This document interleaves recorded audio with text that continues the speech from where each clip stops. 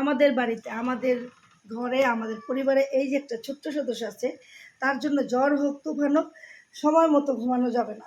মানে ও আমাকে গিয়ে 7টা বাজে ডাকবে, মা মা দেখি ডাক দাও তো, বলো মা, বলো মা, বলো তো, বলো না, কিন্তু খাবার দিব না।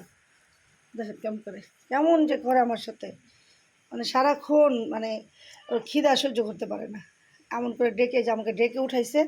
তো আজকে আমার মিরপুর যাওয়ার কথা ছিল, যে মিরপুর যাব এবং মাওয়া যাব আমাদের দুটো প্রজেক্ট ভিজিট করতে। তো ও আমাকে সকাল থেকে মা মা মা মা ডাকতেছে। এইদিকে আমি ঘুম থেকে উঠেই দেখি, ওই দেখেন ওর খিদা লাগলে ওই যেমন করে এসে পরিটাকে কামড়াবে, মানে বোঝাবে যে আমার খিদা লেগেছে। আচ্ছা দিব তো খাবার বাবা। তো এইদিকে দেখেন ঝুম বৃষ্টি, দেখেন অবস্থা কি পরিমাণ বৃষ্টি, এর মধ্যে বজ্রপাত, সকাল থেকেই বৃষ্টি পাশাপাশি বজ্রপাত, একেবারে গাছগুলো ভেঙে যাবে এমন মনে হচ্ছে, একেবারে অনেক ঝড় তুফান। পানির গতি দেখেন, এই যে টিন দিয়ে বেয়ে বেয়ে যাচ্ছে, এত বৃষ্টি এত বৃষ্টি, আর বৃষ্টির সাথে বজ্রপাতের শব্দ বিকট, অনেক বৃষ্টি হচ্ছে, অনেক বৃষ্টি হচ্ছে। দেখতেই পাচ্ছেন টিনে গড়ায় গড়ায় পানি যাচ্ছে, কি পরিমাণ বৃষ্টি হচ্ছে বোঝাই যাচ্ছে। আল্লাহু আকবার, আল্লাহু আকবার, আল্লাহু আকবার। বৃষ্টির সময় দোয়া কবুল হয়, আমরা দোয়া করব যেন আল্লাহ আমাদের কল্যাণকর বৃষ্টি দেন, পশু পাখি মানুষ আসমান জমিন সব কিছুর জন্য যেন কল্যাণকর বৃষ্টি হয়। আল্লাহ যেন সবাইকে হেফাজত করেন, রহমত নাজিল করেন, সকল বিপদ আপদ থেকে রক্ষা করেন।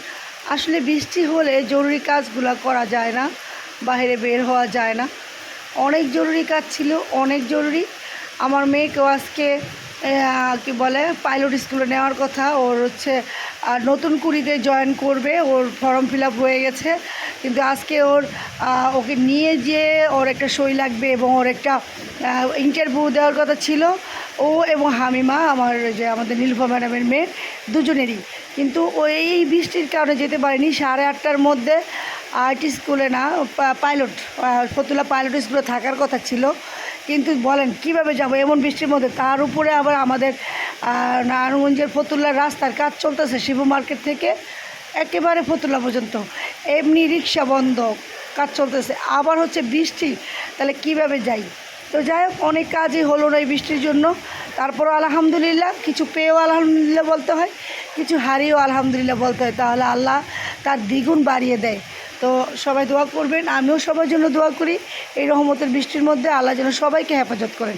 আমার বাবা মা শ্বশুর সহ যারা মারা গিয়েছে, আল্লাহ যেন তাদের জান্নাত নসিব করেন, কবরে আযাব মাফ করে দেন, সকলকেই যেন জান্নাত নসিব করেন। আর আমার জন্য সবাই দোয়া করবেন, আমি সহ সবাই যেন, আমরা যত মুসলিম নরনারী আছি, আমরা যেন আল্লাহ যেন আমাদের হেফাজত করেন এবং ঋণমুক্ত পেরেশানিমুক্ত শাস্তি, মানে একটা সুন্দর একটা মানে কি বলে শান্তির জীবন দান করেন আল্লাহ আমাদের, এটাই দোয়া করি।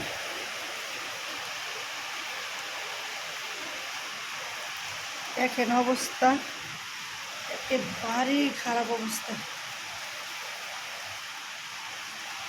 ওই তুমি আছো, কী হয়েছে বলো, এবার বলো, মাকে খাবার খাবা, তোমার খাবার রেডি, আমি গরম করছি বেবি।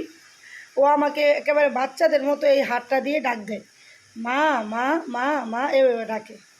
এই যে আমি উঠতে বাধ্য হলাম ওর ডাকে, তাই একটু ঘুমাতাম এই বৃষ্টির মধ্যে, তোমার জন্য উঠতে হলো, এটা কোনো কাজ হলো বলো? তুমি যে আমার কপাল কেটেছো, হাত পা কেটেছো, এত আঘাত দিয়েছো, তারপরে তোমাকে আমি ভালোবাসি।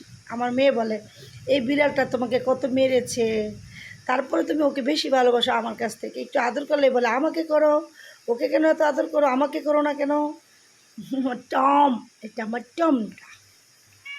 মা মা বলো তো, বলো মা, বলো মা মা, বলো বলো বলো টম, মা বলো, এই টম মা বলো, মা বলো, হ্যাঁ মা।